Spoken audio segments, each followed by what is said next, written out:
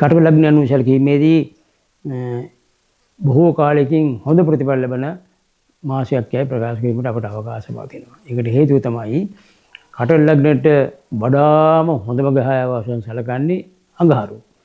අඟහරු මෙතෙක් කල් ගියේ පාප පීඩිතව අසුභව අටවැන්නේ රාහු සමග සංයෝග වෙලා. ඒ නිසා අපේක්ෂා භංගත්වයේ ඇතිකල යම් යම් පීඩාකාරී කාල සීමාවක් වශයෙන් පසු කාලයේ පැවතියයි කියන්න පුළුවන්.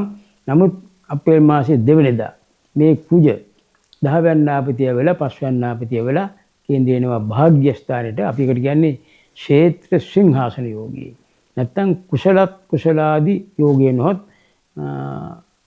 කුසලාදී කුසල යෝගී වශයෙන් කියන්න පුළුවන්. ඒ නිසා තමයි යහපත අභිවෘද්ධිය ඇති කරන පින මෝරණ පින පළදෙන කාල සීමාවක් වශයෙන් කියනවා වගේම තමන්ගේ වෘත්තීය කටයුතු වල හොඳ ගැම්මක් ඇතුව කටයුතු කරන්න පුළුවන්, සාර්ථකත්වයක් ඇති කරනවා, දියුණුවක් ලබන්න පුළුවන්, ආර්ථිකමය වශයෙන් උත් එක්තරා විදිහක ප්‍රගතියක් ඇති කිරීමේ යහපතක් ලබා දෙන බව ප්‍රකාශ කිරීමට හැකියාව පවතිනවා. මේ හැර කර්මල හිමියන්ට තිබිච්ච අර භෞම දෝෂය වගේ භෞම දෝෂයක් අටවැන්නේ අඟහරු යන්නේ කියලා අපි කියන්නේ භෞම දෝෂය. ඒ දෝෂය ඉවත් වෙනවා අපේ මාසේ දෙවෙනිදා. ඒක නිසා තමන්ගේ ගෘහ ජීවිතය සම්බන්ධයෙන් තිබිච්ච ආකුල ව්‍යාකුලතාවයන් උනත් බොහෝ දුරට සමනය වෙලා ජීවිතයේ ප්‍රබෝධයක් සතුටක් සන්තුෂ්ටියක් ඇතුව යුගසපතෙහි කිසියම් විදිහක සතුටුදායක වාතාවරණයක් ඇති කිරීමේ ප්‍රවණතාවයක් ලබා දීමට හැකියාව පවතිනවා. ඒ නිසා ඒ පැත්තෙන් යහපත්යයි ප්‍රකාශ කිරීමට හැකියාව පවතිනවා.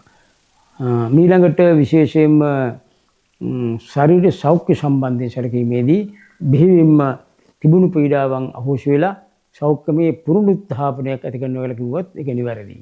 අඟහරු අටවැන්ටි තමත් අසුභ ග්‍රහයෙක් පීඩාකාරී වූ මංගලේ උත්තරා ආබාධ මිත්‍රාශ්‍රේ ආබාධ දේදෝෂේ ආබාධ හන්දිපත් රුදා නිගමනයේ පීඩා වගේ දේවල් තිබුණා නම් ඒවා මුළුමනින්ම අහෝසි වී අකාමකා දවමින් කායික වශයෙන් ඉතා හොඳ තත්ත්වයටපත් වීමේ ප්‍රවණතාවයක් ඇති කරනවා අඟහරුගේ මාරුව අපේ දෙවෙනිදා සිද්ධ වීම. ඒ නිසා ඔබට මාස ගණනක තිබිච්ච පීඩාවන් ධූරීභූත වෙලා හොඳ කායික වශයෙන් යහපත් පුනරුත්ථාපනයක් ඇතිව හොඳ කායික වශයෙන් ප්‍රබෝධයක් ඇතිව ජීවත් වීමට අවකාශ පවතිනවා යයි ප්‍රකාශ කිරීමට පුළුවන්කම පවතිනවා.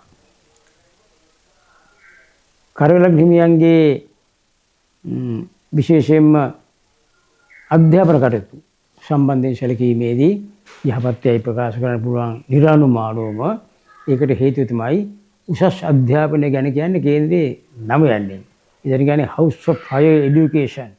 ඊළඟට සාමාන්‍ය අධ්‍යාපනය ගැන කියන්නේ කේන්ද්‍රයේ පස්වැන්නේ. ඒ පස්වැන්නාපතිය එනවා කේන්ද්‍රයේ නම යන්නට. ඒකම 10 වැන්නාපතිය එනවා කේන්ද්‍රයේ නම යන්නට. ඒ නිසා අධ්‍යාපනයේ සම්බන්ධයෙන් හොඳ ප්‍රබෝධයක්, හොඳ සාර්ථකත්වයක්, හොඳ වටිනාකමකින් යුක්තව ඉදිරියට යමි හැකියාව තියෙනවා.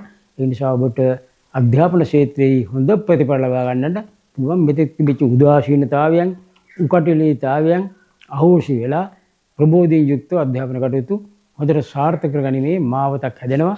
ඒ නිසා අධ්‍යාපන සම්බන්ධයෙන් විශේෂයෙන්ම යහපත්.